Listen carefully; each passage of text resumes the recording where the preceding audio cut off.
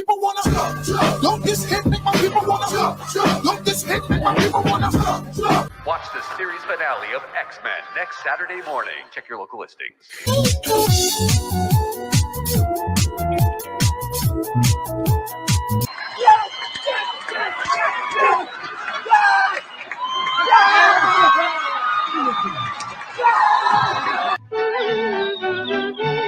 It won't take long when there's a song to help you set the pace. This is pathetic. Where we used to live.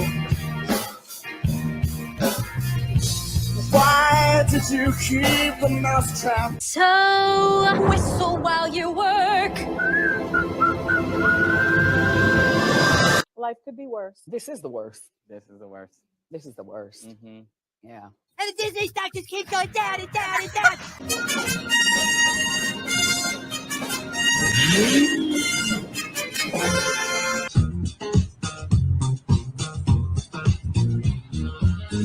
I'm bag of pixie dust.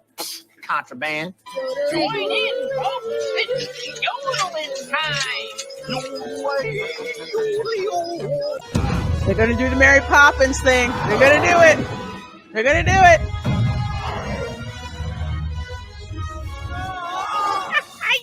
It's such fun to hum a happy working song. A happy working song. Magic mirror on the wall. The fairest one of all.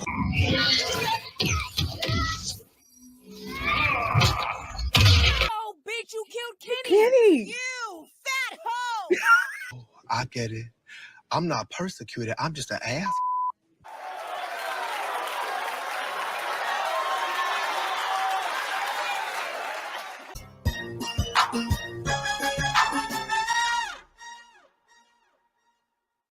If you haven't subscribed to Lorena yet and you're watching this, you suck. Good evening, all you amazing, wonderful people, and welcome to my channel. I'm Lorena Creole, of course, always bringing you that spice when it comes to pop culture and sci-fi analysis, so much so that, hey, welcome to the Spice Lounge, where we bring you that spicy conversation, hot takes, and we just keep it 100% real on this show. And as always, we've got a jam-packed show for you tonight. We are going to be talking about how a little indie film like Terrifier 3 is kicking the ass of Joker 2 and why that is such a delicious travesty, Schadenfreude, I guess is what you would call it when it comes to those. We're also going to talk about Sweet Baby Inc. because they're back out. They're attempting to pull the pity party of poor Sweet Baby Inc. But you know what? We're going to recount some history and we are going to do some talking about exactly what's going on with that. And get out your tiniest violins for that portion of the show. And of course, we have plenty of hot topics. So it's a packed night. So glad I see you guys in here. 20 of you folks, please do hit that like button, share the stream out, let people know the Spice Lounge is open and the hot takes are flying. So one of my usual suspect friends is in the back, so let me bring her in here. Erica and Rob, hanging with Erica and Rob YouTube channel. How are you doing, my dear? Doing good. I almost done with my Haunted Mansion Bride build. Yo, that sounds so cool. I got a sneak peek on my channel. I did a short and I just loaded it a few minutes ago. So I'm excited. Well, y'all definitely go over and check that out. I have to check that out. I'm taking notes from I actually sent you a picture on DM. Oh my gosh, yes, I did see that. I did see that.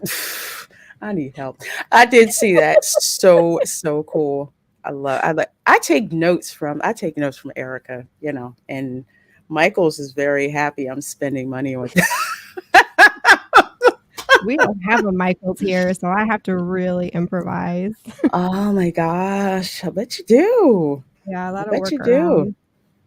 I will say I have to compete with everybody hitting all the darn thrift stores and everything because I pick up some stuff like from there. Yeah, apparently everybody knew about that, but me, I'm like, same time. that's all. Get all the, and it doesn't help that they have this crazy display out front, so you're already getting ideas as soon as you step into step in there, and then you go to try to get to that stuff, and The bins are empty. like throw elbows with old ladies to get to the good stuff. It is crazy. But I'm loving it because I already started getting stuff for Christmas. I'm like, yes, so cheap, and I got it. So cheap, and I got it. But folks, we are going to go ahead and get started. 21 of you all in here in the chat. We're going to get started with the Spice Lounge, and something that I was remiss about. You had the 30th anniversary of what happens to be one of my favorite crazy ass films. I did not know what I was going to get into, and basically my gateway drug into the world of Quentin Tarantino, and that of course would be Pulp Fiction. And Samuel Jackson says, I still got it. Ezekiel 25:17. Happy 30th anniversary of Pulp Fiction. So he still got it. The path of the righteous man is set on all sides by the iniquities of the selfish and the tyranny of evil men. Blessed is he who in the name of charity and goodwill shepherds weak through the valley of darkness, for he is truly his brother's keeper and the finder of lost children. I will strike down upon thee with great vengeance and furious anger those who attempt to poison and destroy my brothers. You will know my name is the Lord when I lay my vengeance upon thee.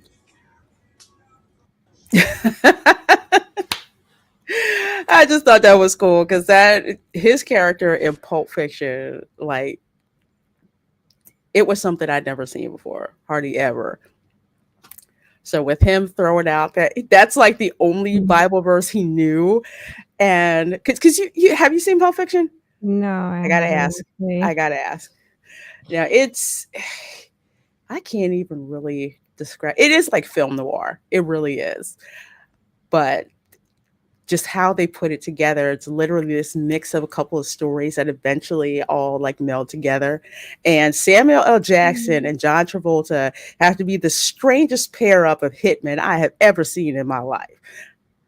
And it is just hilarious to watch the two of them. But yeah, that scripture, when he uses it in the film and the way he delivers it, is absolutely crazy. Sunset Harbor Entertainment says it's a great force of characters that intertwine. Yes, it is. It's something. I think you would really get a kick out of it. There's some rough parts in there. I'm not gonna lie, but masterful. I forget how old I was when that movie came out. Yeah, I saw it. Well, I think I saw it when it finally came out on cable, and I saw it. But one thing that cracked me up was in the film class that I was taking in college with examples of cinema. My film professor brought up Pulp Fiction and building suspense with camera angles, and he brings up this scene, not to spoil it, but let's just say with an adrenaline shot. It is the most intense scene. I mean, it's perfection with how it's shot. I would say it's right up there with Hitchcock's shower scene, how that's shot with the camera angles. So it's pretty freaking awesome. Each chapter pertains to one person, so the POV always changes. Yes. Great, amazing cast of characters in there. I absolutely love Pulp Fiction. So speaking of cool stuff we're looking forward to, in case you've been living under a rock or hey, you've just been so busy you didn't know, Deadpool and Wolverine will be out on physical media next week. I have ordered the 4K Ultra HD. I've ordered this set from Amazon. Isn't that artwork cool? I'm looking at it. I'm like, is that a popcorn bucket?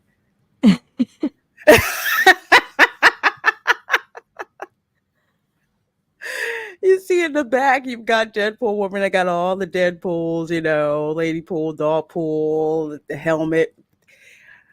I'm like, wow, I have to get this. So yeah, like I said, I already got it. So I pre-ordered it.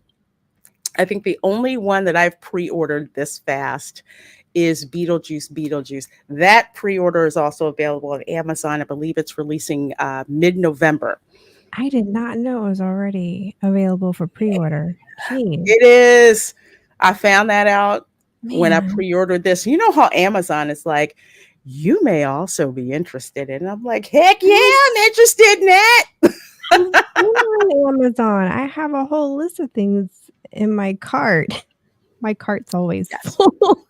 But geez. Like nothing came through my suggestions or anything. Huh. Wow. Yeah. So definitely get it. This is coming out next week. Beetlejuice is released mid-November. So you want to jump on those pre-orders. These are two films that as soon as I saw them, I knew I wanted them on 4K, along with Oppenheimer. Are they going to release the first Beetlejuice on 4K? That like is a remaster? I hope they do. I mean, it'd be a cool bundle. That'd be a nice Christmas gift for somebody. Nice. But I wonder if they might just say, we don't want to do it right now. Oh, yeah. They want to milk it, you know, make money. Ugh, I hate it when because they know they've got a, because they know they've got an absolute hit on their hands. Yes, it is. It's a great movie. It really is. Truly enjoy it. All right, let's see. Next thing we have going on is James Gunn's adopted dog inspired crypto and Superman and changed the shape of the story. So this is the one of the shots that James Gunn put up actually on his Twitter. And here's a funny thing. Granted, I'm not a DC aficionado. I'm not. I didn't even know Superman had a dog until that cartoon movie came out last year. I think the League of Super Pets or something like that. And The Rock does the Krypton. I had no idea. I didn't know either. You know, I was talking to Christian a long time ago, and he actually prefers the DC comics to Marvel, which I never knew that about my own kid. Like, okay. That's interesting. Yeah, that's what I said too. I was like, oh, okay. I think it's how do I explain this to somebody? I prefer Marvel because the superheroes in Marvel seem more relatable and real. Like Superman, oh my God, like Spider-Man always being broke, like Tony Stark and his alcohol problem. Almost every Marvel character has some kind of human character flaw that they have to fight against. And with DC, the heroes seem larger than life, like with Superman. You know, the day I found out that, you know, he had a weakness to kryptonite. No joke, in a chemistry class when we're looking at the periodic table of the elements, I'm like, kryptonite, isn't that what Superman has a weakness for? And I'm looking at my classmates and I'm like, you were all thinking it. I just said it.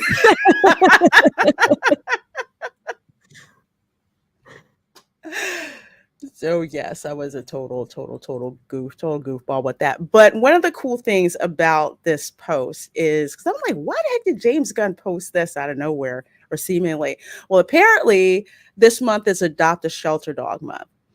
So he has this dog Ozu that he adopted. The dog was a rescue, of course. I had a lot of, because sometimes when you adopt shelter pets, they usually have a good amount of trauma, because some of them have been in, shelters where it's loud, it's dirty, it's scary, and it takes them a while to adjust to being at home. And apparently Ozu was like that on steroids, but eventually they settle into a routine. They know they're somewhere where they're loved and they're protected and they're provided for, and and things start to calm down. But he said, what if I use Superman's dog, Crypto, in the new movie? Like, what if a dog like Ozu had superpowers? And that's supposedly where he came up with Crypto. So I'm like, oh, okay, that's cool. So it's like I thought this was a cool shot. I like this. That's cute. That's the dog. Oh my gosh, yeah. He's trouble. Like, yeah, here I am. Like Lady and the Tramp. He looks like Tramp. He does, doesn't he? With the dark He's got the little scrappy look. What's his name? Ozu, right? That was Ozu. Yes. Ozu, yeah. Yes. Ozu. Ozu is his name. And so funny. Yeah, I guess this is from the comic books.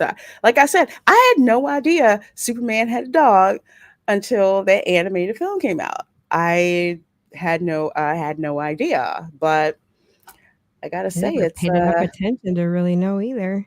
No. And if you're a DC normie like me, you would have had no freaking idea.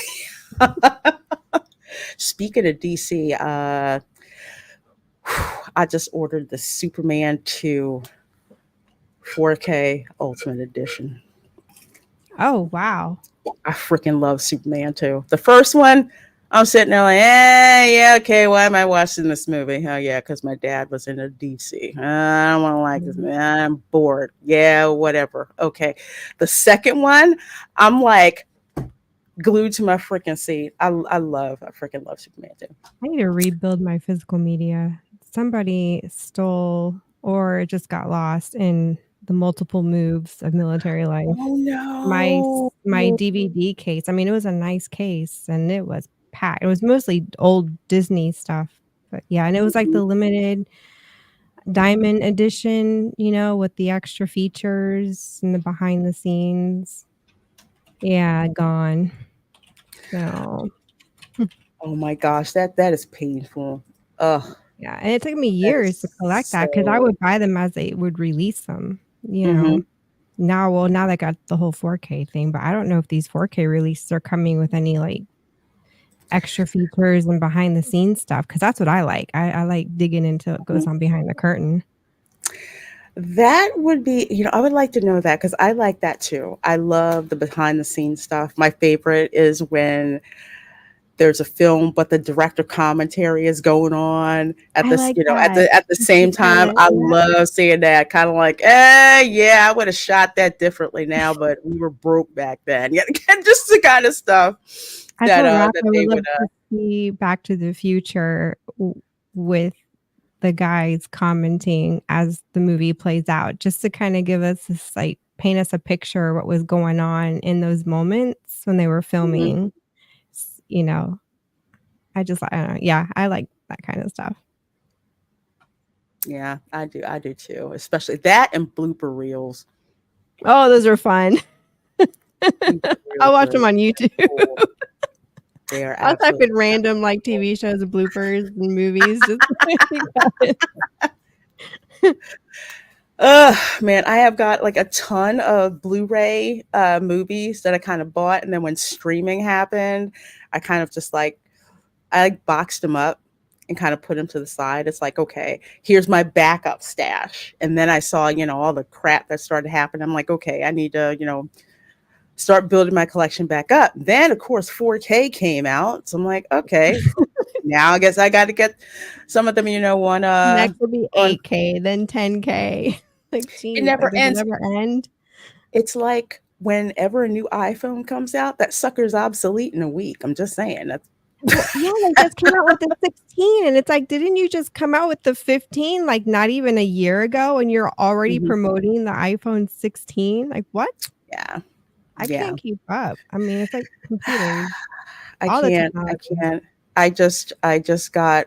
Well, I had two phones. Well, I had two phones, so I replaced my my iPhone 12 Pro Max. I replaced that with a 15. And then my other one died, so I replaced that with like the 16. But I hold my phones for like 5 years, literally. It has to be like 1 foot in the grave and 1 foot on a banana peel for me to Yeah, that's me. Yeah, these phones cost more than television. Hey, Ron. Hello.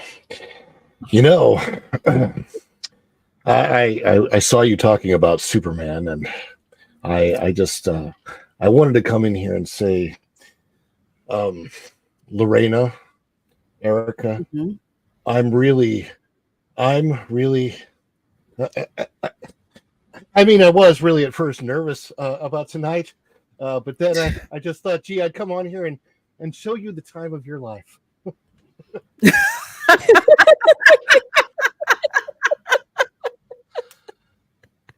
No. Ron, I don't know what's in that tea you're drinking. Who gets that reference? That's my question. Who gets that reference? Why do I feel like I've heard that reference? Superman 1. Oh my gosh. What scene was that? I have to repeat it now. Right after he's flown Lois and they land, and then he comes in for their planned date as Clark, right? Oh, that's right. He's just like, then he's like, I'm going to tell her. You know, he takes his glasses off, and I love his transformation. Christopher Reeve is all like, takes his glasses off, and he's like, Lois, I was really nervous. And decides not to tell her last minute. But like when he does that, and he's got those big old glasses from the 1970s. Yeah. And it's like his transformation in that moment. I feel like that was the moment that sold the whole secret identity thing. It's like, wow, he really does. He changes everything. He was so good at that aspect of the role, you know, back in that day when we all like. I just remember seeing 1978 December. That's when it came out. Superman. It was really Superman on the screen. I remember being, even as a little boy, that's so weird that I have this thought. Even as a little boy, I was so skeptical because I had grown up with the George Reeves Superman serial. You know, and so that was, you know, my Adventures of Superman, right? And then it was Christopher Reeves, which is weird because the guys almost had the same last name. And man, God, like as a 6-year-old kid watching that in the movie theater, I'm like, holy crap, Superman's real. Did you say 1978? 1978, December 1978 is when that movie was first released. Wow. He didn't have a scrawny little weak-looking CGI monstrosity of a weird cryptodog. Well, I'll tell you this much. Oh, I'm sorry. Go ahead. No, because I remember watching it at home, and when I watched it at home, I thought it was a new movie, but I didn't realize it came out 78. I was born in 80. Oh, by the time. That's right. I think that it's really cool that this new James Gunn movie, that they were actually able to hire Scrappy Doo to play. Yeah. Scrappy Doo. I'm gonna mush it up. Come on, puppy power. Okay, sorry. Can you tell I used to freaking Scrappy? Freaking Scrappy. But yeah, I'm a DC normie. So for me, again, my ideal version of Superman is Richard Donner's Superman. So this is gonna be interesting to see. I have no expectations about it whatsoever, except that if y'all have Pa Kent die in a freaking tornado, I will walk out of that freaking theater. I'm so serious. The dumbest thing about that scene is the way that it should have gone down, and every Superman fan in the world knows this. That it's Kevin Costner, right? Played Pa Kent. Yeah, Kevin Costner. all he does is put his hand up and kind of shakes his head like that. And it would be like, here's what should have happened.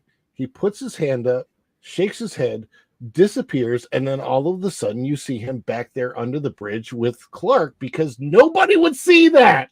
It's a freaking tornado. Nobody's watching a guy. I couldn't. You have super speed. You idiot. You have super speed. I couldn't. With that, I was just like, oh, Jack Snyder, I freaking can't stand you. I can't freaking stand you. But to go to our next topic, huh? I said a heart attack makes sense because, like, the whole thing about the heart attack is there's nothing Clark could have done about that, right?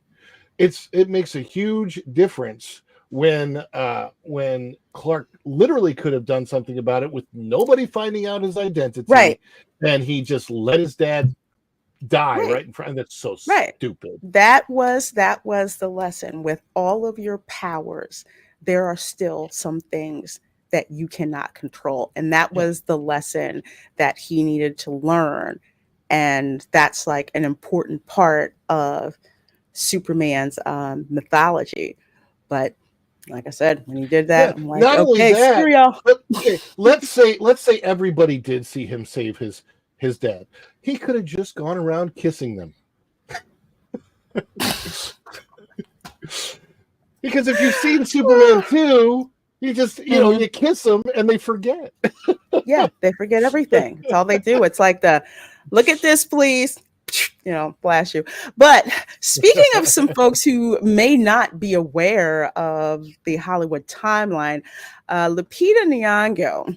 So there's this interview with her that came out, and something that she said just made me laser shoot out of my eyes. So it's kind of ensconced here in what I have highlighted. The Black Panther star also said that when filming the 2018 Black-led movie with Chadwick Boseman, of course, which is Black Panther, Marvel was shaking in their boots a bit. We were too, but it totally shattered the myth that Black doesn't sell.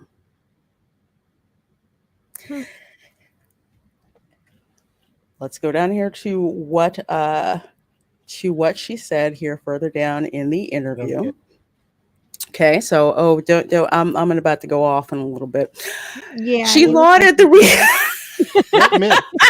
I'm like laser shot out of my freaking eyes. Although those of you know me are probably like, shoot, let me check X and see what Lorena said about this. So she lauded the reaction to the 2018 film, remarking how the love and reception exceeded the cast and crew's expectations. I'm like, how?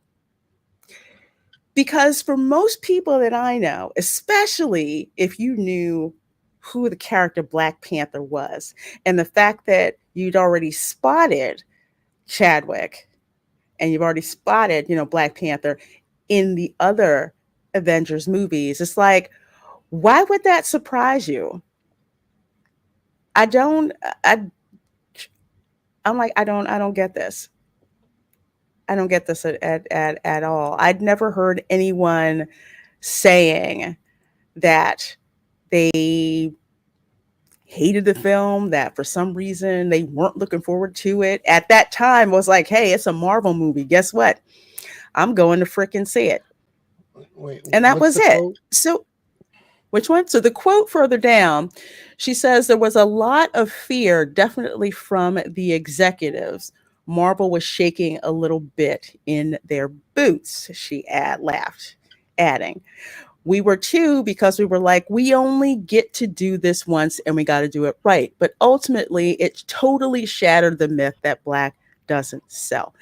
Okay, number one, the only so-called executive that I've heard anything about with pushing back on this film, and I still haven't seen anything concrete, it's mostly been Bob Iger saying, yeah, well, basically Perlmutter didn't see how Black Panther or the Marvels would sell, because you're catering to a Black audience and to women. Paraphrasing that, but then again, that's what Iger paraphrased in his book, Ride of a Lifetime. Now, when I went back and looked up stuff, Perlmutter's concern was just the extremely large budget. And it's like, for those large budgets, are you getting a return on it?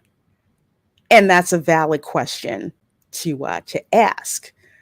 So what I don't appreciate is this, how would you say, this teeing up of basically it's, white executives who didn't want a black movie, in which that is not the case. Is Lupita Nyong'o, was she aware of a property called Roots? Which was extremely popular, I believe, in the 1980s or 70s, whatever it was. The Cosby Show. Was she aware of the Cosby Show? Was she aware of? Where did she get this mentality? Where is this coming from now? Back when I was growing, when you were growing up, the 80s, the 90s. I mean, black properties were hits constantly, and they were all good. And then don't have, it didn't really matter. Like, to me, it's one of those things where, okay, I'm not really looking at skin color so much as I am the history of maybe what that culture would have been like. And they presented that really well, I thought, in Black Panther, what happened, and there was a meteorite, and it just happened to hit this part of Africa, and it had this particular mineral in it that did things. And I'm like, this is fascinating. They've created a really good backstory, and I could care less about, I mean, as far as race is concerned, who does that matter to? It doesn't matter to, like, I'm a really like normie type of person, and it matters to me like literally not at all. Is it supposed to matter to me? I literally have this question. I don't know. Here's my thing, and kind of the way that I come at it. Because it's like, one, if an executive so-called did a pushback, and chill, you know how I feel about that. I want to string up whoever freaking decided to do that. I think that's worse than anything Perlmutter would have said. However, it's just like with the history of film in general, to set up a little information about Lupita, because I find this mentality to be very prevalent for Black actors who are not born in the U.S. They're not born in the U.S., or they haven't, like, say, for the example, I'm using this as an example, like the UK. All right. A lot of shows that we saw here in the U.S., they've seen too. A lot of cinema we have in the U.S., they've seen too. And Black films have been making money, which is why so many of the larger studios started co-opting them, like Robert Townsend, the Hudlin brothers, Spike Lee. Okay, they were we'll even say like Mario Van Peebles. Okay, no. His dad. Okay, they were making money even with the blaxploitation films. The amount of money that those films were making, in contrast to how little they cost to produce. Yes, Black sells. Black sells when it's done well, and when it's a story that people are like, I don't freaking care if it's Black people in it. I want to go and see what this story is about. Like Coming to America. Yes, Eddie Murphy was Yes, Eddie Murphy was in it. Yes. Oh my gosh, I can't believe I'm blanking. I cannot say my favorite line from that movie. But it's the royal something is clean, Your Highness. That whole movie, I saw that in the suburbs, Philly suburbs, in a theater full of people with different ethnicities, and they were there because they wanted to freaking see Eddie Murphy. They wanted to see Arsenio Hall. They wanted to see James Earl Jones. They wanted to see oh my gosh, I'm blanking on the guy who played James. They wanted to see him. You even saw Samuel L. Jackson in like the first role. Well, that's right. That's his first role. That's crazy. So, but also, Remind me once again, the very, very first successful in theaters Marvel movie, sometime around I think 1998. Remind me who was that character again? I believe that was Blade. Yeah, Blade. So the very first successful Marvel superhero in a movie was black. Like, you know what? It's funny when I mentioned that. You know what the whiny pushback I got was? Well, that was 20 years ago. Yeah. and the point is, Lupita's saying that there's this myth that black doesn't sell. That Black Panther shattered the myth that black doesn't sell. No, the reason why Black Panther got made is because they knew that movie was going to sell. How could it not sell? Considering you've got this movie, and it's not like some D-list character in the Marvel universe. Okay. How is it not going to sell? So if you're going to make this movie and I'm the money guy and I'm just like, okay, well, you want to do this, but how much money are you spending? That's a valid question. And something tells me that if Ike Perlmutter was black and asking that question, I don't think it would have been I don't think it would have been an issue. Would it?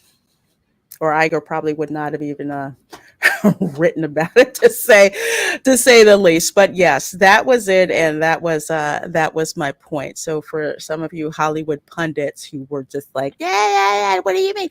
Yeah, black movies have been selling for the longest time. Okay, They have been. That is proven. So, and they're funny. Most of them, the comedy is just like some of the best comedy out there. I mean, the Wayans brothers. Jeez, all their stuff hilarious. I mean, all their stuff was nuts. The fake, what are they? They're not Scream. What are they called? Scary movies. The scary movies, which technically, I mean, it's very mixed. It's very diverse cast, but they still have a lot of black centric types of scenes, and they're fun. They're funny. They're hilarious, and they're fun to watch. In Living Color was just I loved the alternative when In Living Color came out, and there was an alternative to SNL. I'm sorry, I'm laughing. I remember Blank Man. Oh my God. Blank Man was insane. Oh my gosh, that was so freaking funny. Man, that was so funny. Didn't the Wayans brothers also do like a documentary on some transgender blonde women that were really having a struggle being transgender blonde women? And it was the whole thing about how like the LGBTQ crowd came out, really supported that transgender movie. That was because they were say this is my favorite movie right here. This is my favorite freaking movie. I laughed so darn hard. I'm telling you, this movie, oh my gosh, I loved it. Somebody said, well, you're complaining about blackface, or what about whiteface? I said, shoot, White Chicks was one of the funniest movies I ever saw. And I was falling out of the couch laughing. We were stationed in Okinawa when we watched it with our friends. No, man. It was funny. The couple we were watching it with, the wife was white and her husband was black, and it was just we had a great time. Yes, Bonzo 1 will be coming for White Chicks. Heck wow. Yeah. Oh yeah. One will be coming. I love all of these like off-color they're just freaking funny. And that's the thing. If you have a film that is hilarious or that is dramatic, but people can identify with it, like the Malcolm X film. I saw people of all races watching that film. Why? It was done extremely well. And people gravitated to it. Same thing with more recently, a movie called One Love, which if you haven't seen it, it's about the life of Bob Marley. That film made money in the theaters. Because why? People got to see, a musical icon, his story, and how he was trying to bring the people together on his island through music, but also spreading his music also throughout the whole entire world. So you got to keep pushing back on these Hollywood weirdos who think that if they give a soundbite, everyone's supposed to roll over and just say, yeah, that's right. No, that's not right. And I don't like it then when people who aren't aware of the history of cinema in the United States think that Black cinema started with you a couple of years ago. That's not when that freaking happened. Just like J-Lo was the first female heroine ever in a movie. Remember when she said that? She's like Jennifer Lawrence. Who said she was Jennifer Lawrence said she like her Katniss Everdeen was like the first female heroine ever in a movie. Use Bigelow. Oh, that was a good one. That was hilarious. That was funny. Raph loves that movie. It's one of his favorites. Woo. Deuce Bigelow with Eddie Griffin. True story. That fish that pet shop with like the fish and everything. I used to drive by that pet shop all the time when I lived in LA. Oh. Yeah. I was like, why do I know where that fish store is? Why do I know where the pet store is? Yeah. That's the one thing about watching films that are made or shot in LA. When you live there long enough, you start to know where certain things are shot. And I have that experience with New York. The fountain with the angel in it in Central Park, which is used like the biggest scene that I think of is it Enchanted? Was it it was Enchanted. Yeah, the Disney movie, right? Where they do the whole. That's where they end the whole musical finale is around that fountain. And the first time I went to New York, that fountain wasn't on. It was wintertime. So I stepped into it because there was no water inside it. So I don't know how many people do that, but I got my picture taken inside of it, waving from the inside to the outside while I was standing in the fountain where water would normally be. And I did that before all those movies came out. I think it was like 2008 when I did that. And then I started seeing that fountain and everything. And I'm like, wait, I was there. Yeah. I just think it's cool. It's like in Rockefeller Center, 30 Rock, where they have it filled in where you can like skate in the wintertime. And ever since I went and I visited, it's like every movie I'd see that, especially from Ghostbusters. You see Bill Murray. It's freaking funny. That's why I proposed at the top of the Rockefeller Center, because if my wife and I see that in anything, we have to remember that moment. Smart. I love it. Remember when we were happy that moment? Remember that moment.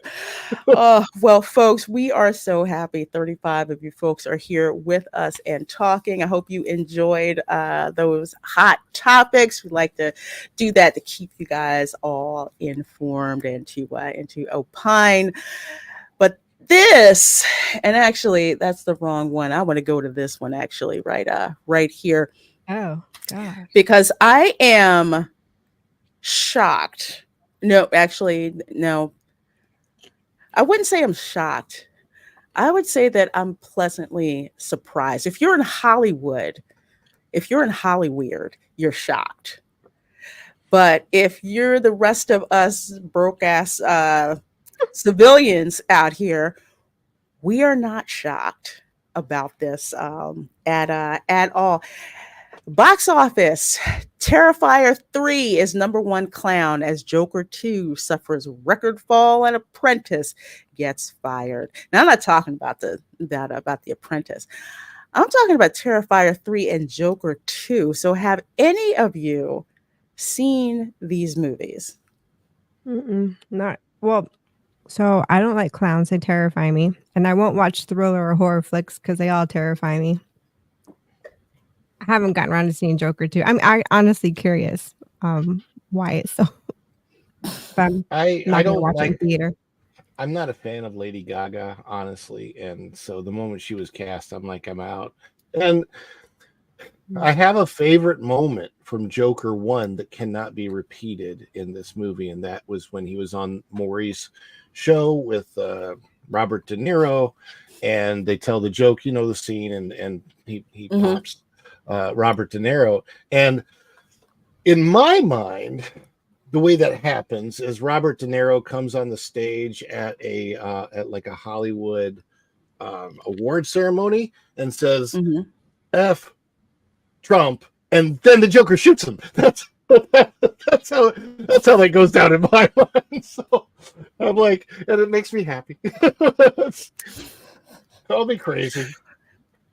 Well, for me, I haven't seen either film, and Joker 2, until that sucker shows up like on Max or something like that, a streaming service, I'm not going to go see it. It'll be on Max. Let's put it this way: pay money and go to the theater to see it. And here's why: I saw the first Joker movie and loved it, because you saw the descent that happened with Arthur. Because in the beginning, you're like, the Joker, he's just a homicidal a-hole. Nobody freaking cares about him. I don't want to care about his life. But you get sucked into the story.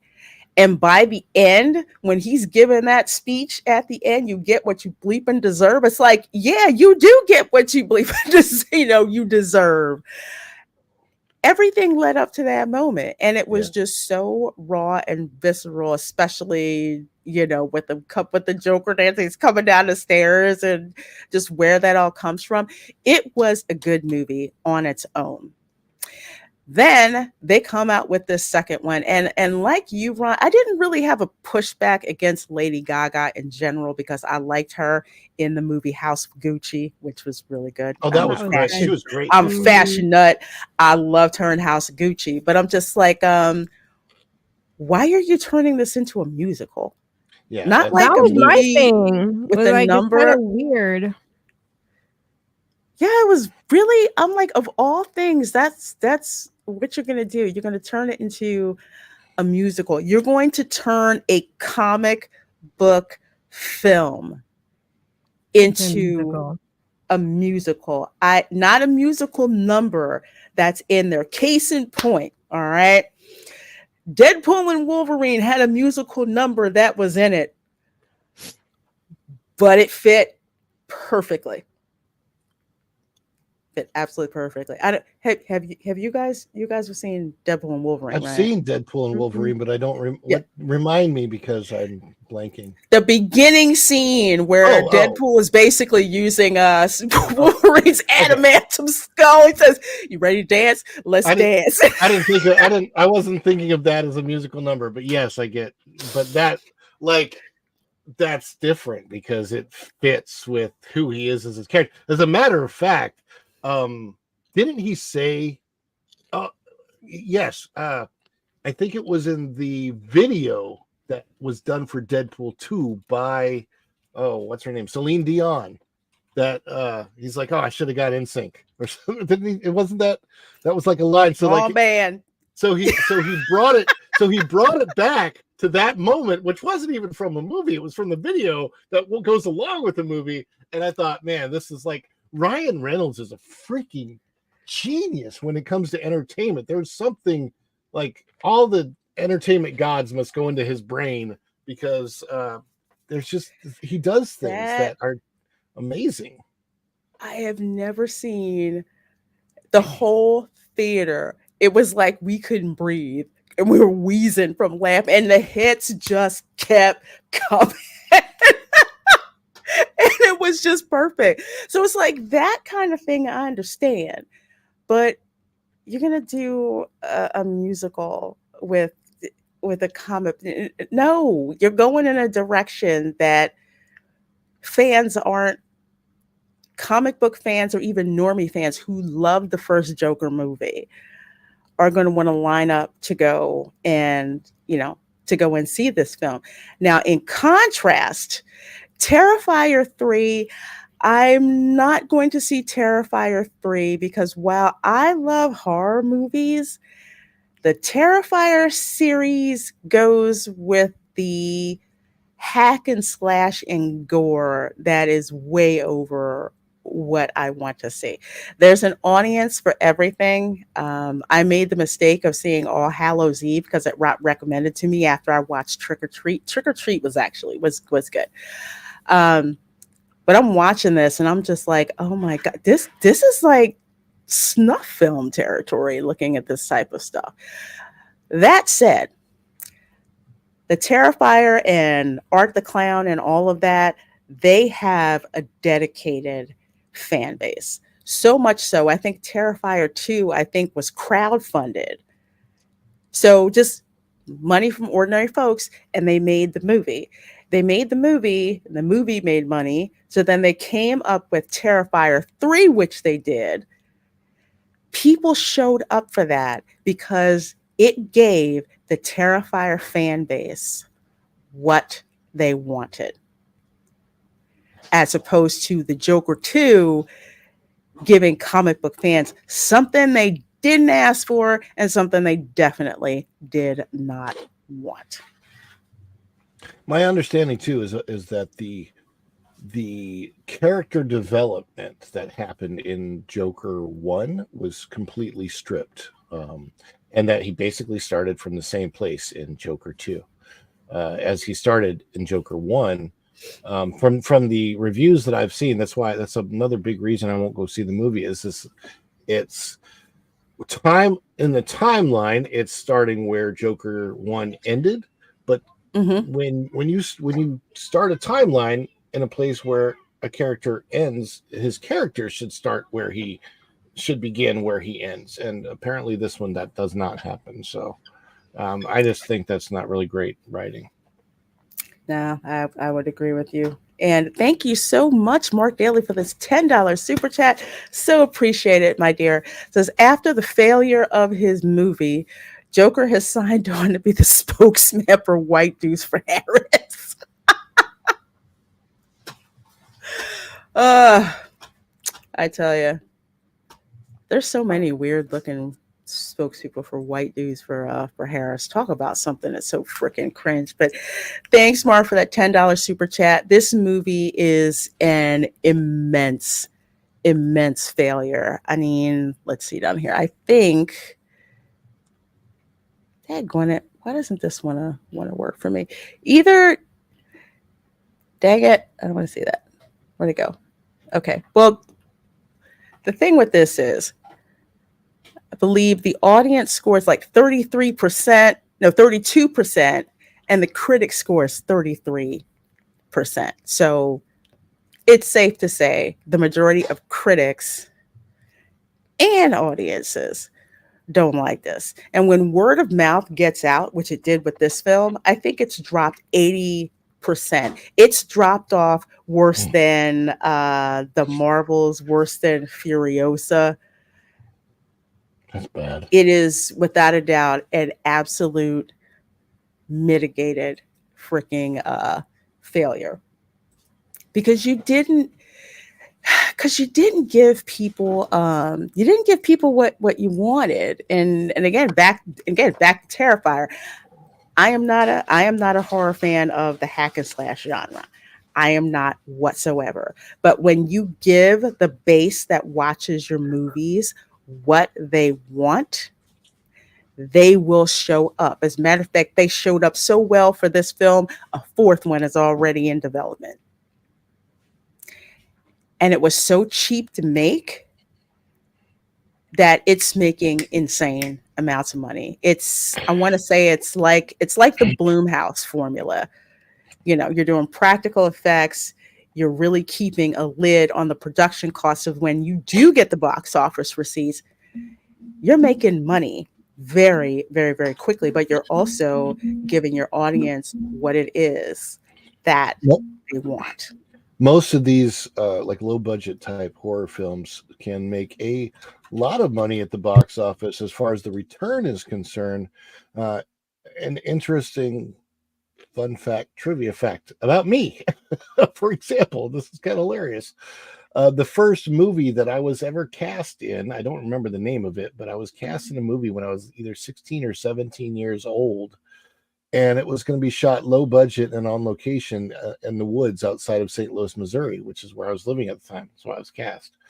And I was going to play, let's say, somewhat of a mentally challenged figure who all of the attention of the movie was going to be focused on my character as the killer, but I wasn't. I just like every time they shot me, I would come across as a figure who, like, I the reason I remember it is I remember the one line that they like had me audition with, which was that I was walking towards this sign that says dead end, and I look up at it and I'm going, dead end, dead end, dead end, and I just would keep repeating it, and and it never got filmed, but I always think of that because it was going to be quite a low budget movie that was supposed to be eventually get to the theaters, and somehow the funding got cut for it, which is why I think it made. But it's just it was one of those early life lessons that I learned that like these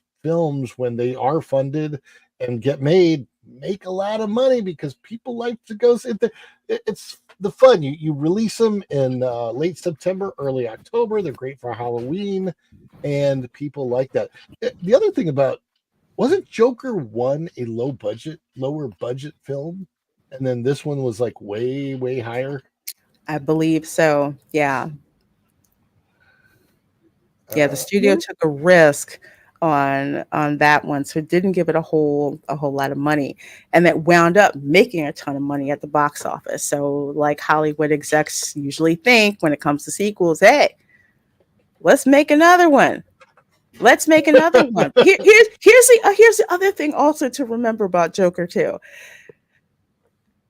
They didn't have anything whatsoever to do with James Gunn working at DC. They purposely did not even do that. Which, say what you want about James Gunn, James Gunn actually knows how to write relationships between people. They didn't deal with him, so they came up with this. And they purposely, I guess the director wanted to make this, I don't know, this weird art housey looking film, but forgetting who the fan base is of this. You want to do some alternate version of Arthur Fleck, okay. But here's the thing you have to remember. There's a fan base of DC heads who are out there. Was his name made Arthur Fleck so that they could make fun of Ben Affleck's Batman? Affleck? I don't know. I hadn't thought about that. I mean, his name is literally Affleck. So I'm just wondering if that was where that came from. I think that was always his name. I think whoever's a DC heads in the chat, you guys can remind me. What's the Joker's real name? Jack Napier was the name given before. Jack Napier was the Joker in Michael Keaton Batman movies. And when Heath Ledger was the Joker, he wasn't given a name or a backstory. People thought he had been ex-military. But there was never a backstory given. I know I'm not deep in a comic fandom if I don't bother to know the real names of the villains. Like in the Marvel universe, I know the real names of the villains. Yeah, he just corroborated. Jack Napier was the original Joker's original name. Yeah, I think with this particular film, you had yet again another director, because this has happened several times, like Borderlands, where the director says, hey, I'm not going to stick to the source material, or in this case, not follow the blueprint that the first movie did to give the fans what they want. I'm going to come up with this weird kind of vision. Okay, you can go ahead and do that. But don't get pissed at the fans when they're just like, no, I'm not buying that. I'm not buying what you're selling. And that's what's happened with this film. this was the like the Star Wars Episode 8, the Last Jedi. That's what, because directors get it all in their minds that what happens is they say, I want to subvert expectations, but what they're really doing is when they're rewriting a story like that, they're not making it about this. It's not about the fans or about the story. They're making it about themselves. They're like, look what I can do as the director, as the writer. And I don't think they realize they're doing it because that's the way ego works. When you have that much of an ego, you're not thinking that you're making it self-centric, but you're doing it in a self-centric way. And so when you have stuff like that happens and you have the stupid, horrible lines like, well, let the past die, and if you have to, kill it. I mean, it was like when you hear that line in a Star Wars movie, how many people went, what the hell am I watching? Like, I don't feel like I'm watching a Star Wars movie. It was weird. Right. You right, Chef Nation, especially episode 4. Woo!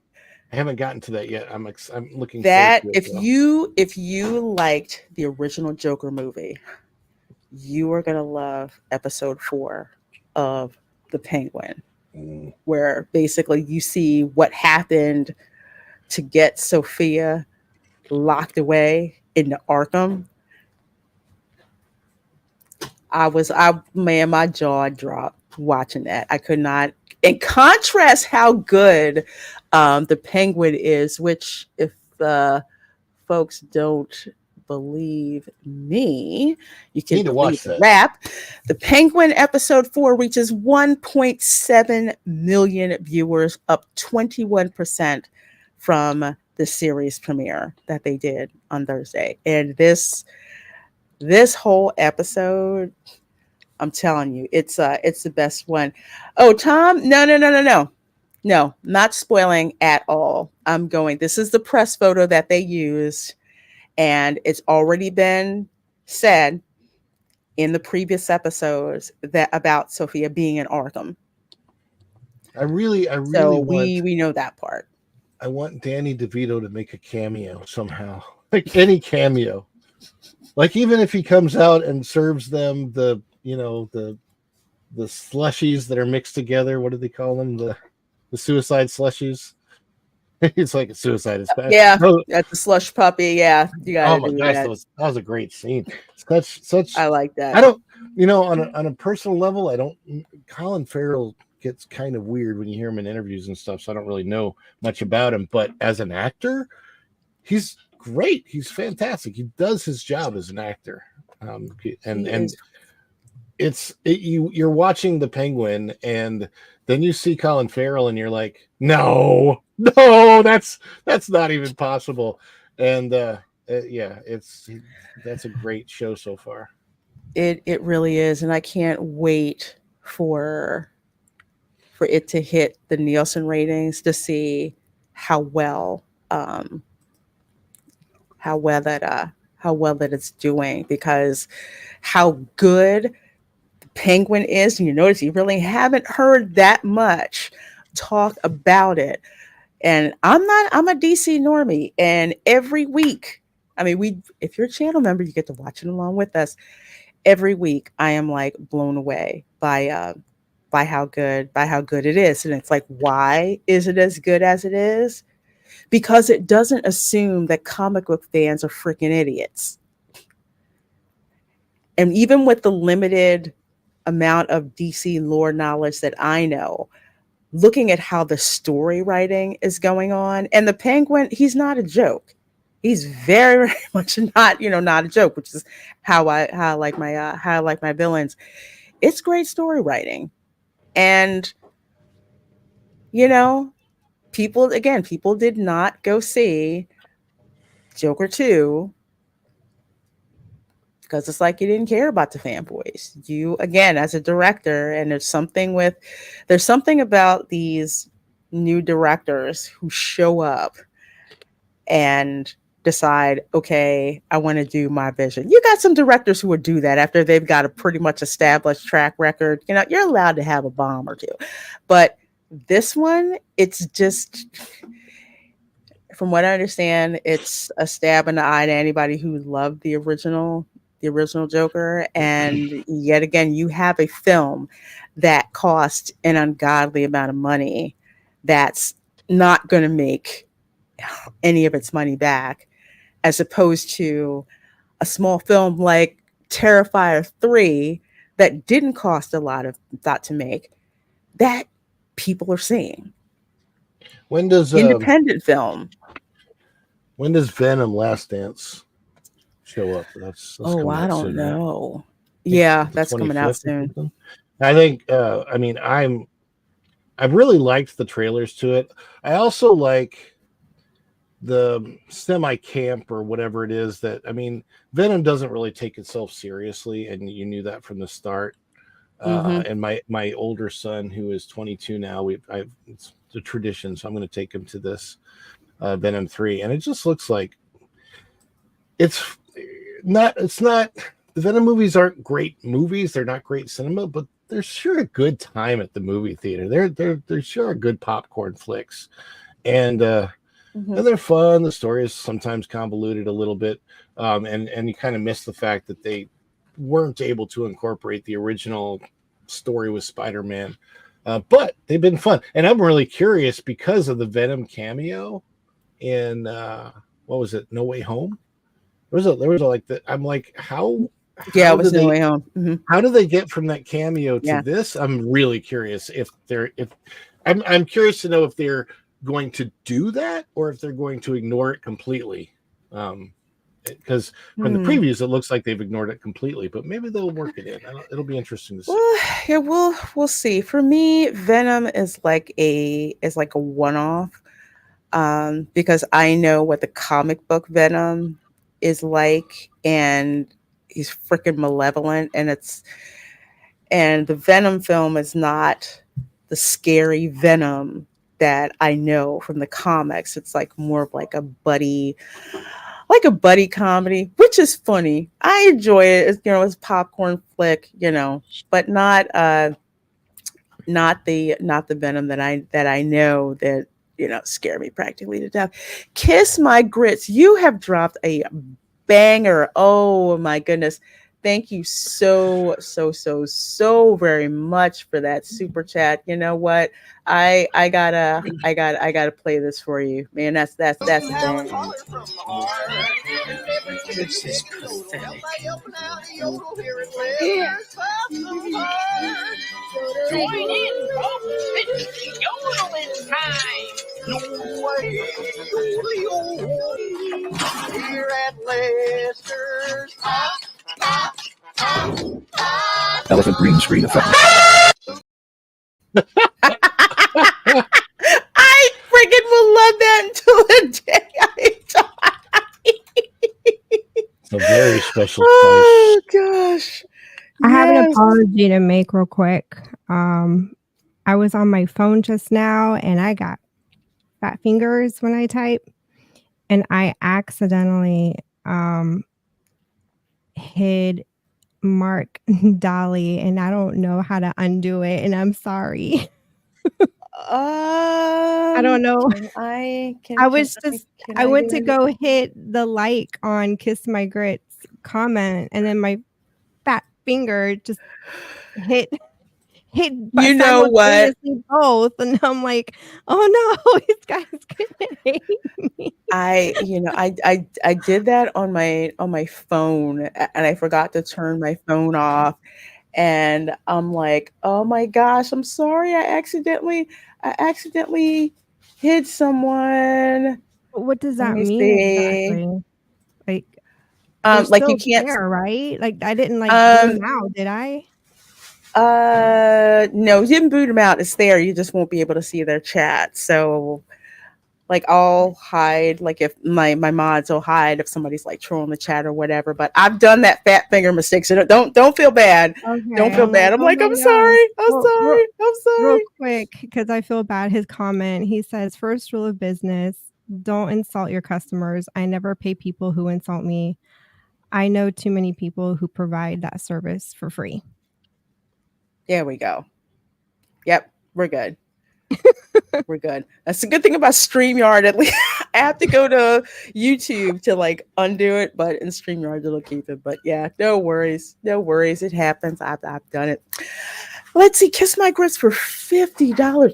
Thank you so much, my dear, for supporting my channel that way. I appreciate it. I appreciate it so much.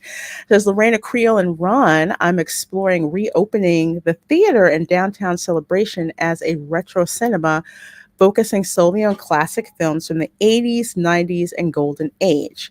Screenings will be themed each week, and Saturday mornings will feature classic cartoons. Thoughts? Ooh, Bruh, when does it open? Man, And in Germany, I'm ready to go oh my home. gosh, this would be so. First of all, the whole Saturday morning cartoon. I know, right? I wasn't the only one that thought that. Can we bring our favorite bowls of cereal? Cereal, best pajamas, Pop-Tart bar. Oh yeah, Pop-Tart? Yes, ma'am. Have the Pop-Tart. Plus, we'll see Kyle Palo and Adam the Woo and all the other influencers who live in Celebration now. So exciting! Oh my gosh! I'll be fanboying all day long. Dude, that would be insane, especially for families who let's go. I love that theater. Like I just every time I'm there downtown Celebration, I'm like, why is this not open? It's like it needs to be. But I don't know that like I'm never able to get to the meeting where all the women are there. I forget what they call it. Something about Stepford Wives. Yeah, that's the meeting. Then that happens in Celebration. Yes, I think they all meet at the Publix in Celebration. I kid you not. I thought I was going to run into them in the aisle. Is it like a spouses group? Sorry, military. No, it's a joke about the Stepford Wives. Oh, have you ever heard of the Stepford Wives, Erica? Well, yeah, and I've seen I haven't seen the old movie, but I saw the newer one. Kind of like the same deal. Like but I've also heard Celebration's got a reputation for Stepford. Yes, I went to the Publix and I thought that I was going to see the Stepford Wives inside walking around. It's just how it's set up. It's so it's very sanitized. But it was made to be different, and it's kind of like I can't put my finger on it, but something's really, really strange. But the Publix looks awesome.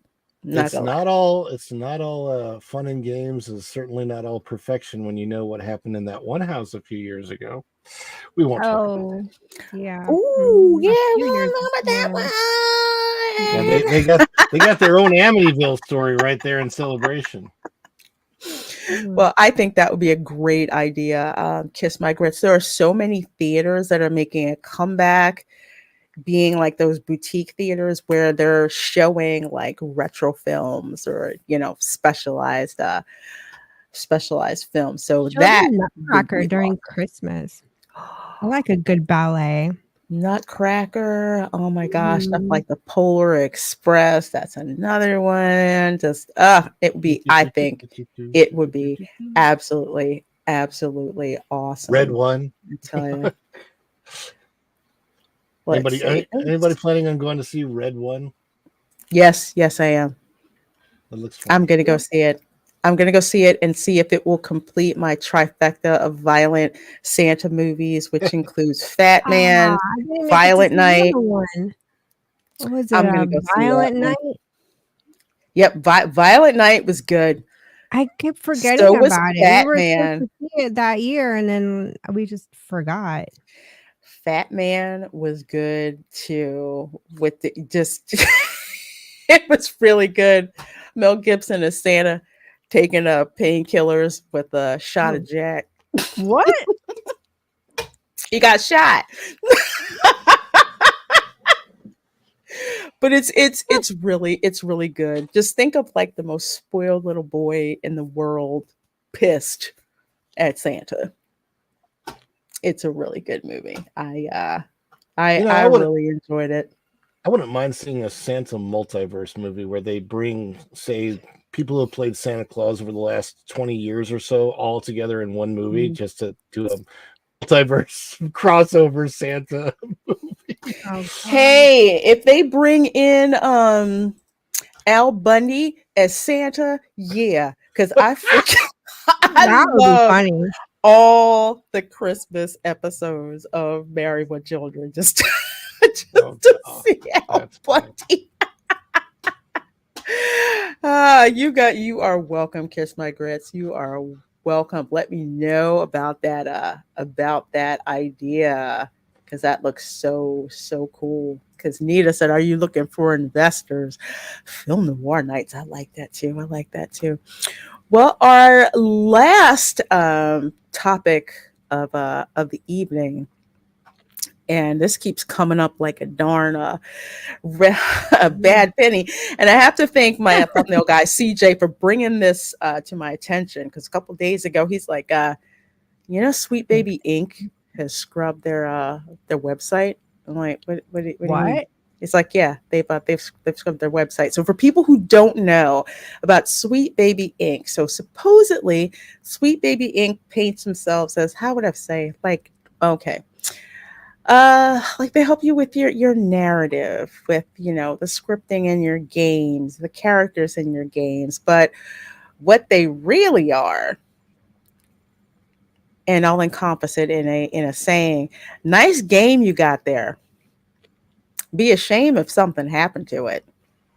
Like you got called ist or a phobe or a mob shit right transphobe or stuff like that. And yeah, that's what this consulting group is. I've been a consultant, and they actually have clips of her. Yeah.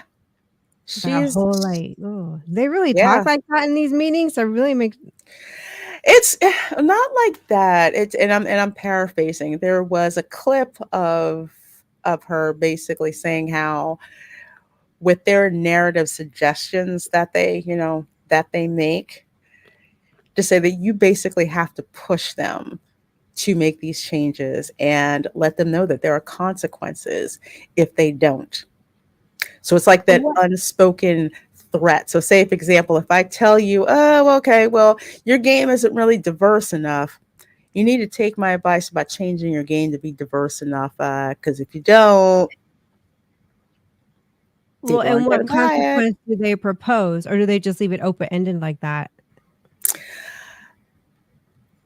It's left open-ended, but here's the implied threat. Your game isn't diverse enough. So I'm guessing, we'll say, if you don't change the narrative, like say, for example, I forget which game it was that they did. They did Alan Wake 2. They did the Spider-Man 2 game, which was freaking horrible from what people were telling me. And I believe they were also associated with Suicide Squad Killed the Justice League, if I'm not mistaken. So when they say, okay, well, you need to make your group more, diverse. If you don't, guess what? You're going to be called racist. You're going to be called, transphobes. You're going to be called all of that. So it's like the shakedown back in the day when Al Sharpton would show up at companies, and you don't want to be known as racist. You're going to give us money. It's really weird because that side that always throws out those slurs names, they're bad names, they're slurs, they don't make any sense to anybody really. They always talk about how they are the victims of bullying, except that when you're throwing out terms like homophobic or racist or that, you are in fact bullying, because those terms don't really mean what you're trying to use them to apply. You're using them as a baseball bat, and they're not that at all. It's and you're using it against people who are none of those things anyway. So it's so annoying. To me, it's like kindergartners throwing bad words around, the grade school yard when they get mad at somebody. I hate all that. It's by the way, it's 2024. It's so overdone now. And those of us who are really bullied in school, we're adults now. we don't really give a shit anymore. No. Or give a damn button broke because you broke it. So call me a racist. I don't give a shit. No. And this is what I don't think that they understand. It's like, we just don't care. Oh, see, I was right. Suicide Squad killed the Justice League. Let me tell you how screwed up this game was. I don't even play the game. This game was so bad. People were posting spoilers about how the game ended. Now, usually with video games, you don't want to do that because people want to play through it to find out for themselves. Okay, so at the end, Batman basically gets pissed on and shot in the head by Harley Quinn after she taunts him. You mean actually urinated on? Yeah, Like he actually- was. like He actually actually urinated? in the game that actually Like golden happened. showered? Yes. The R. Kelly treatment. Yes, that's exactly what he got in the game. Believe it or not, that's what they did, and thought that people would be, okay, with that. Now, if you want to make a game the way you want to make a game, that's perfectly fine. But where Sweet Baby Inc. screwed up, and I know I saw Master of the TDS in the chat not too long ago, but supposedly Chris Kindred, who was a Sweet Baby Inc. employee. Have you guys heard of Cabrutus and the Sweet Baby Detected group on Steam? So what that was is Cabrutus, they noticed some of these things that were going on, seeing these weird storylines happening in games. So eventually they started piecing these together, like which companies were working on these games. And Sweet Baby Inc., when they had their client lists, I'm trying to roll that. Yep, here we go. This was their client list that they used to have up on their site. And I used to show this all the time. Here's EA, Ubisoft, because I've seen games like this too. Like, why is it all the women are ugly? And what is it with these weird games? With this game where I want to play that, that I'm a conquistador and everything, and you're trying to tell me that Spain was racist and did so and so to the natives, but in your version of the game that never happened. I'm like, what? This is what gaming is, right now. But people couldn't put their finger on what was going on. But you start putting the pieces together. 2K Studios, Ubisoft, there's another not so nice name for Ubisoft, Square Enix, there was this game called Forspoken, which I think Sweet Baby Inc. worked on, that was so bad they had to they literally shuttered the entire indie gaming studio that worked on it because it was so freaking bad. So you see that they have these hands at these companies where if they were truly just working on narrative and all that, okay, fine. But what happened was you had a Sweet Baby Inc. employee, Chris Kindred, who basically tried to get Cabrutus shut down, kicked off of Steam, all of that. And for what?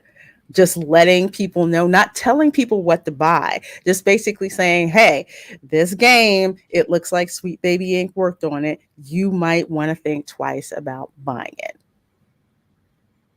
But apparently that was a problem. So it spilled off from Steam onto X, where people started finding out about it. And that's when you had the likes of Alyssa Mercante from that rag Kotaku.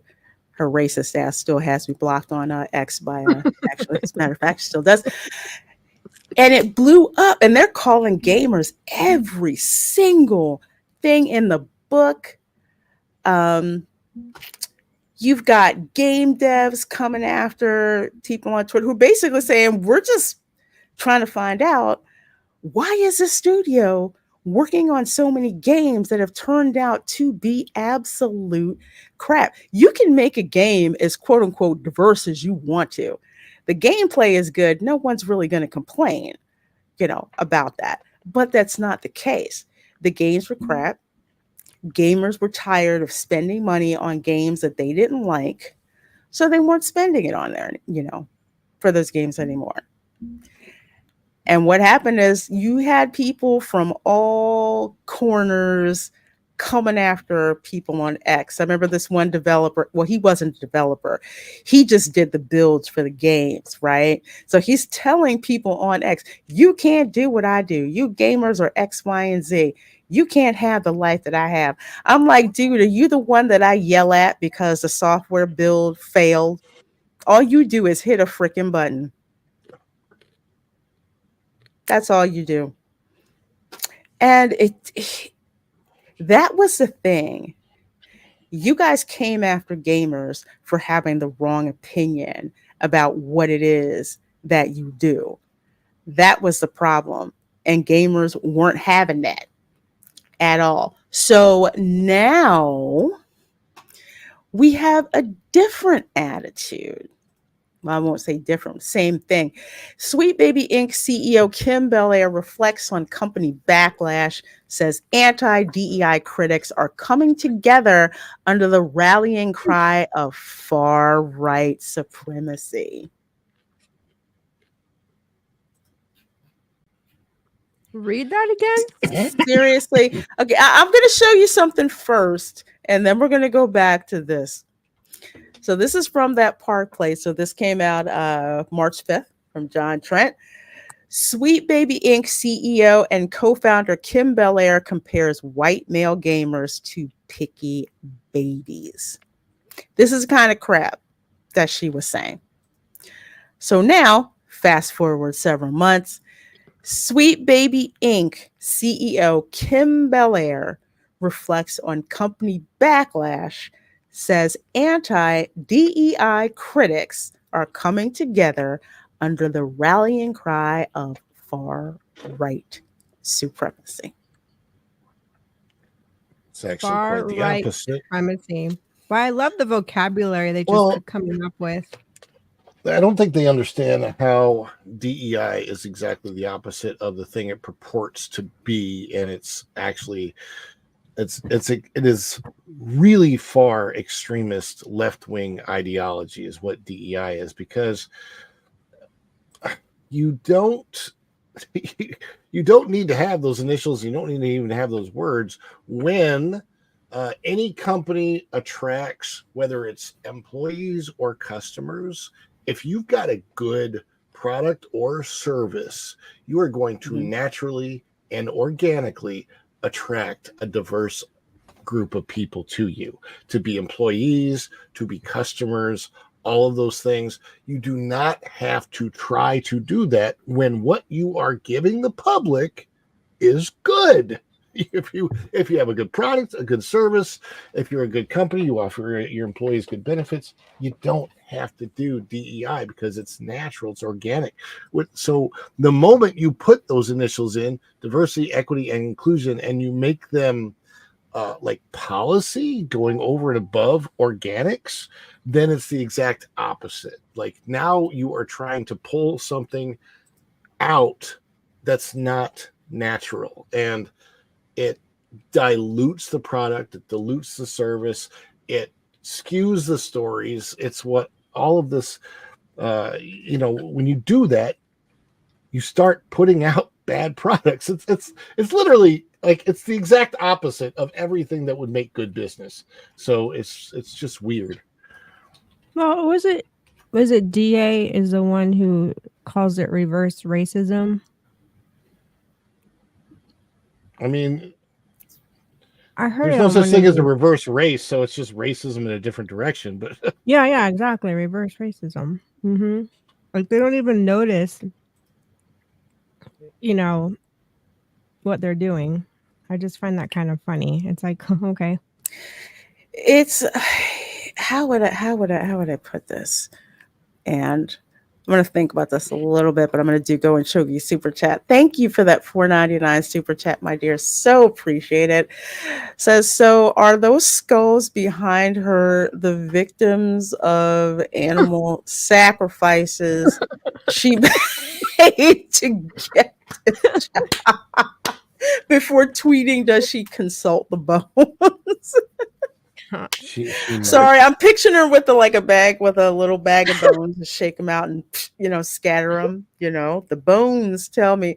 Oh my gosh, didn't that happen at Pirates of the Caribbean? I think so. Didn't Tia Dalma have a bag of bones, divination? I don't know. I don't know. Here's my thing. It's like if you want to have a quote unquote diverse game or whatever, go ahead and do it. But don't demonize people who decide they don't want to freaking buy it for whatever reason. And since most gamers are men, because it's true, most of them are, they will come after men who will push back on them. Well, the joke is on them because they're not making any money. So what's your point? Exactly. And they haven't figured this part out. Like I know Anita had mentioned BlackRock, and a lot of these ESG companies, yes, they have this cash that comes with strings attached. So we've gone from gaming studios that were run by gamers creating games people wanted. Now people who just want to make games for the current thing, which is why you'll have games like Major League Baseball, the show, which used to be really freaking cool, now has an alternate path for women in baseball.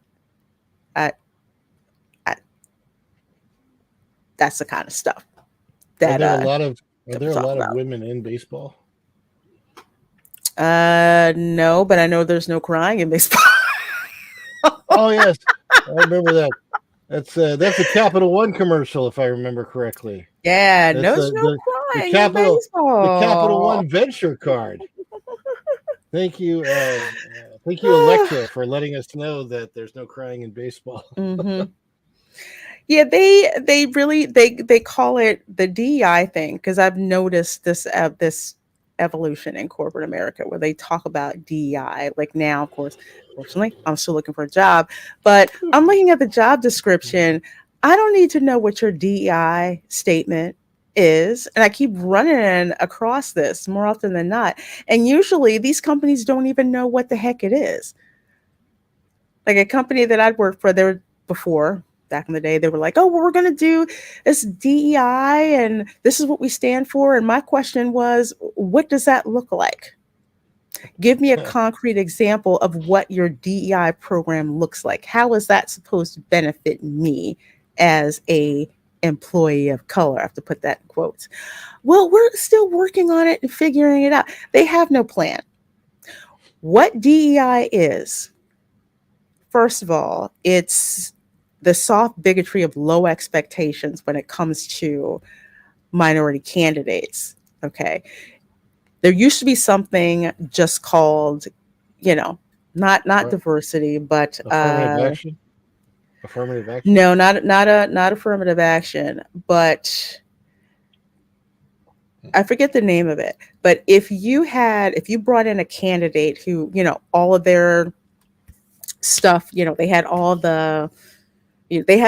the basics that they needed to have, but were maybe a little rough around the edge. Mentorship programs, they would kind of put them in mentorship programs, where they'd have an executive or someone else on the team who was higher up kind of mentor them to kind of soften them around the edges. Some of them, this may have been their first corporate job like ever.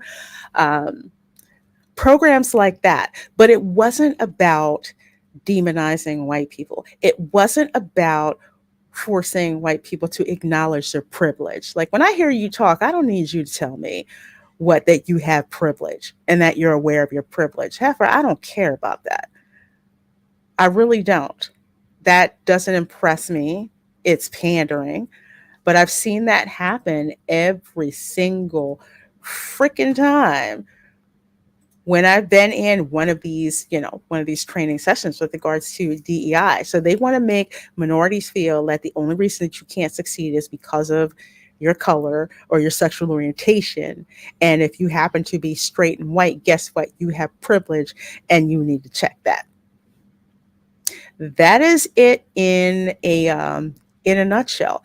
It's not the policy that they used to have back in the day of mutual respect for your coworkers.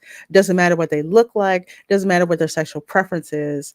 Everyone needs to be treated with respect. That's how it used to be. And there was a celebration of diversity. Like, diversity in itself is not a bad thing. Where everyone has the same or higher credentials, but there's all kinds of people. Like, you might do recruiting in a different area. Like, instead of, say, recruiting college hires from like the Ivy Leagues, perhaps, you try some of the HBCUs, or you try some of the universities or way out in like rural areas where the qualifications are the same. You're getting the same quality candidates. You're just getting them from a different area that you wouldn't traditionally go into. There's nothing wrong with plans like that. There's nothing wrong with outreaches like that. But when you start pushing this narrative in the company that there are a percentage of your employees who should be treated as less than because of who they are, that's where the problem happens. And it's just, seriously, I hate it every time I look at it. Again, every time I look at a job listing and you want to tell me about your DEI program, I don't want to hear about that. I want to hear about how much is this job going to pay me, what's the credentials for it, and are you a good fit for me? That's all I care about. But with regards to, you don't want to walk into the boss in the interview and he goes, "Hey, let me show you just how big my DEI is." Oh, you did not just say it like I mean, that's where we've gone with this. It's a DEI measuring contest between companies these days, and I'm not. That's true. That really is true. We have the best. No, we have a bigger DEI program. No, we have a bigger DEI program. And I sit there and I listen to this stuff, and I'm just like, you have no idea how bad I'm going to play you for saying stupid stuff like that. I mean, case in point, I'm kind of going off the reservation, but this is an example. When I was in college, okay, supposedly there was this rumor going around that too many white students believed that Black students were getting extra scholarship money just because they showed up at a particular university. I said, I don't know, but if there is, please let me know, because I would love to have it. Well, I talked to someone in financial aid and she's just like, well, if you just keep a C average, you'll get like an extra $500. It was like from this scholarship pit for like minority students. I'm like, really? She said, yeah. I said, so let me get this straight. You mean for every grade that I get for a class that's at least a C per semester, I get $500 per class? Is this what we're talking about? She says, yes. So I go back to some of my engineering buddies. I'm like, did you hear this? They said, yes, I plan on getting A's every darn semester so I can spend that money at the Gap. So literally every semester, that was the thing. Okay, how much did you make this semester? Yeah, I made that. How much did you? Because we were freaking like like B and A students. Like, this is nothing that we could do, but you're stupid enough to do this. And that's was true. That reminds me of the old movie that could never be made today. C. Thomas Howell, I think it was Soul Man. Remember that movie, Soul Man? Yes, I do. They could not make that movie today. Definitely not. No, they could not. Not with dude taking tanning pills, and then, which is a good movie. You gotta watch that. But Kim, in a nutshell, no, it is not the rallying cry of far right supremacy. What it is people getting sick and tired of being called everything but a child of God because they don't want to buy any games that your company worked on. I mean, is it the gamer's fault that they're not buying these titles that they don't like? People are entitled to spend their money the way that they want, especially these days when cash is tight. Nobody's not gonna pay everyone much. games either, and they throw out all this name calling and all this language, and it's like you do realize that that's a very specific interest. Not everybody games, not everybody's into it. I honestly, most of my friends, I'd say they're split 50-50 in terms of gamers and non-gamers. Mm-hmm. I mean, it's just like, get over yourself. It's a luxury in life and not a necessity, and yeah, to your point, it's my money. I'll spend it the way I damn well please. Exactly. And it's none of your freaking business what I do in my personal life. And if you don't freaking like it, oh well.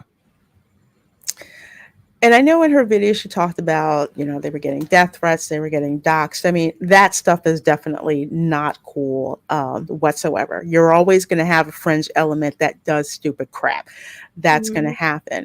However, what it boils down to is you want to tell diverse stories, fine. Companies want to hire you to tell diverse stories, fine. Then by all means, just shut up, do your job, and let the market decide if your product is worth it or not. Yeah, don't gaslight me, and maybe don't gaslight people. Maybe they'll actually spend money on your product. Exactly.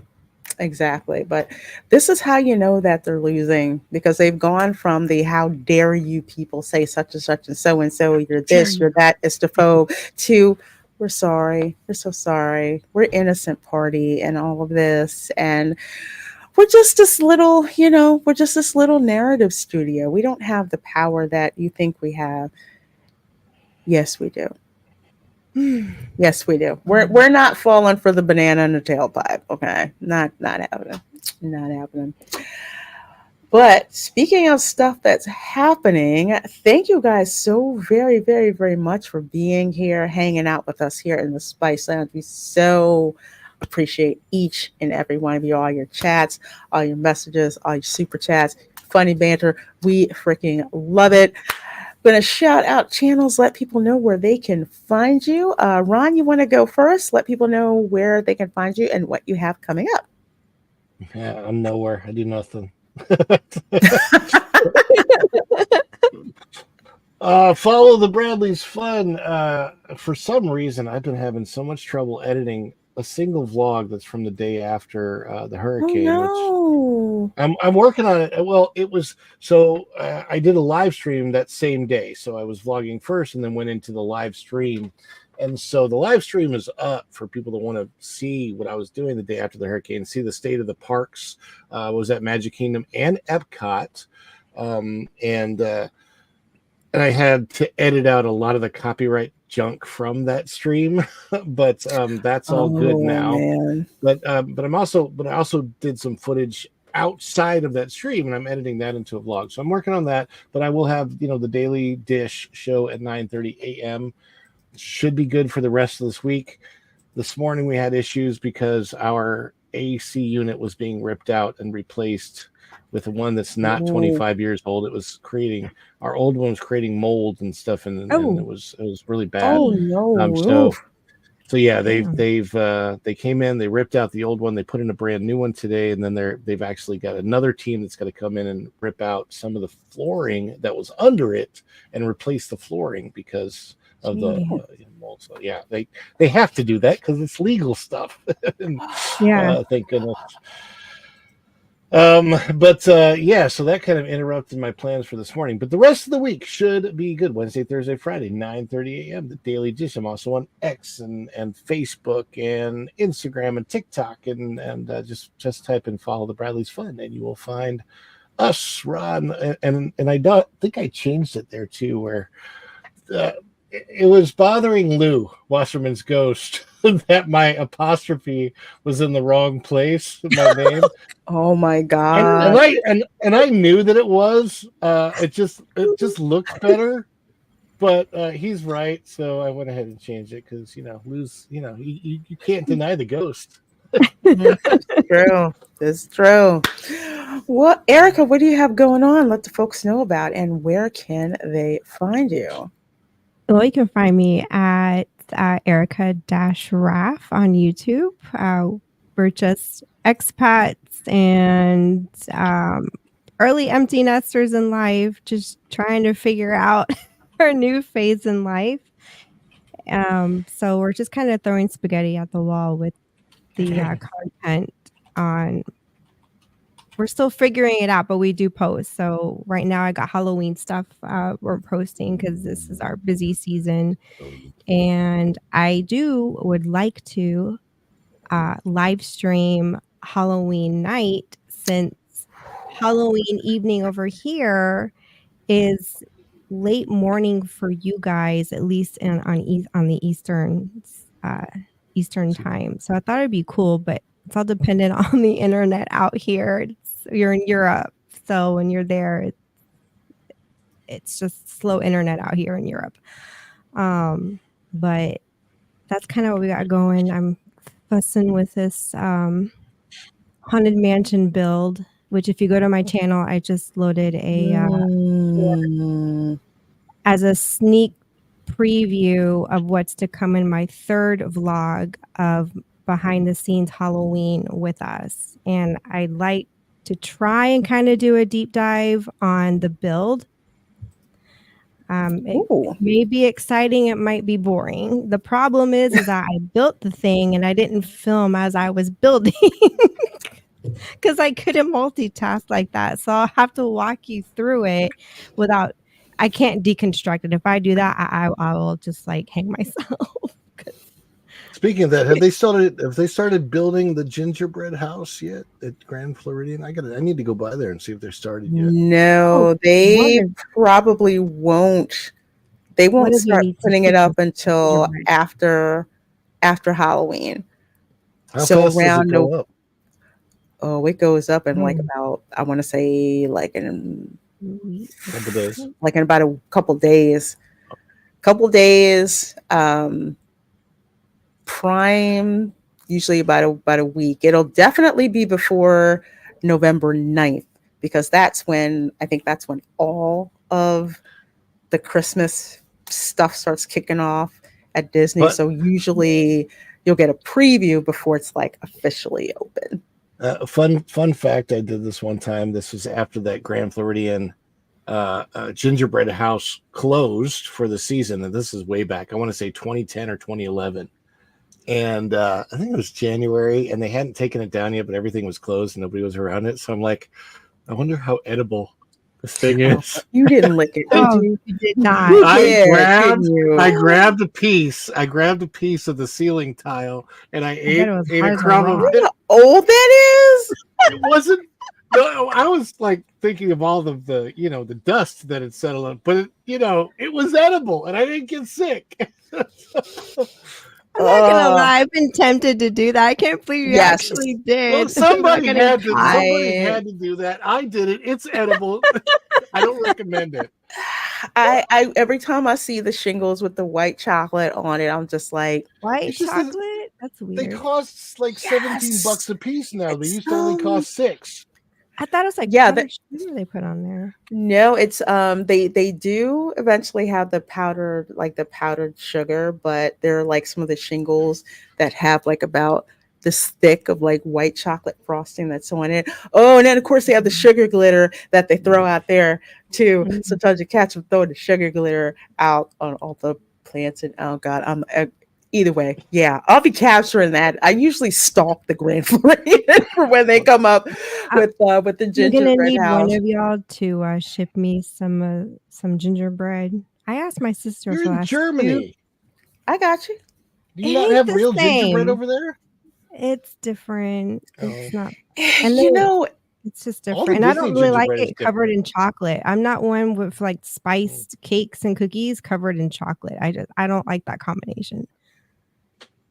Well, the gingerbread at the different locations is actually very different. Like the Grand Floridian gingerbread and the Beach Club gingerbread, the Wilderness Lodge gingerbread.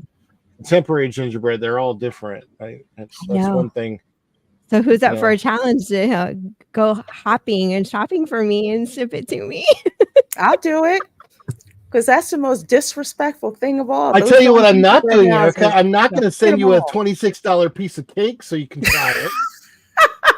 Well, I would expect you want the to. cake. That's an insult to a cake lover. It'd be You like want- moldy and shit by the time you it want got here. I don't think you want to do that. Ship it in dry No, ice. we need to send stuff that will, actually stay stable, like the gingerbread shingles and oh my gosh, there's just too much stuff. They're But basically cookies. It's not like the actual like gingerbread bread. I like gingerbread. I like gingerbread cookies. Stunt Just Brat can't get was my in family to like send me, simple stuff like that. Stunt Brat was in Oh. City Slickers too. I love that. really, she's been in freaking everything. I swear, she's been in so much stuff. As for your girl, let's see. In a strange turn of events, I will actually be at the Magic Kingdom tomorrow at 9:30. I'm not doing rope drop because I'm sorry, I'm not getting up that early to rope drop. I'm just gonna be there looking around, checking stuff out, going to see also if the Grand Floridian has started putting out their Halloween decorations, because sometimes they have little Halloween dark chocolate creations. I know one year they had, it's like haunted mansion theme. They had like the horseless hearse and everything. And then they have these special flower arrangements. One that usually will have like the flickering, Mickey pumpkin. That's in it. You So almost had me like, what? Did you? Yeah. Gotta see this. If you get a chance when you're out there and you haven't seen, you've probably seen it, but at the Polynesian, they put up this just huge Halloween decoration that looks like a giant, hideous Howard Johnson hotel right next to the Polynesian. That's so scary. Is that the one with the ugly looking gnome in the front? It's the DVC building. I shouldn't have said I love my tiki statues, It's but the yes, the DVC building. It looks like a horror show. Oh, it looks like a Hojo's. Let's put. I'm this not the way. one that said that, by the way. I was on the monorail. We were passing by it, and one of the guests looked at it and goes, "What the hell are they doing? It looks like a Howard Johnson." No one is impressed. It takes away from that, like, I want to say open airedness. So when you're going around the monorail, because you can just look out and see everything until you get to that big ugly monstrosity, and then you feel like you're in Manhattan, and it's just. It's also not the theme of the Polynesian. The Polynesian had a very specific theme that dates back to Walt. Okay, They didn't keep the aesthetic. Yeah, it was a throwback to that tiki era, and it's not. The Polynesian is not supposed to have a modern aesthetic at all. So it just totally breaks the theming and everything at the Polynesian. It's horrible. Maybe Universal will do a Hogwarts hotel. I thought they were gonna freaking do that. They still have space. So they do. I hope they do, and they better make it look just like Hogwarts. I better walk in that school. I better feel like I am a student or a professor. Just saying. Yes, yes. Be able to say the phrase to get into the comic. How long is it? I don't know. That's going to be kind of hard considering us. Do you think they're going to hire the girls from Epcot?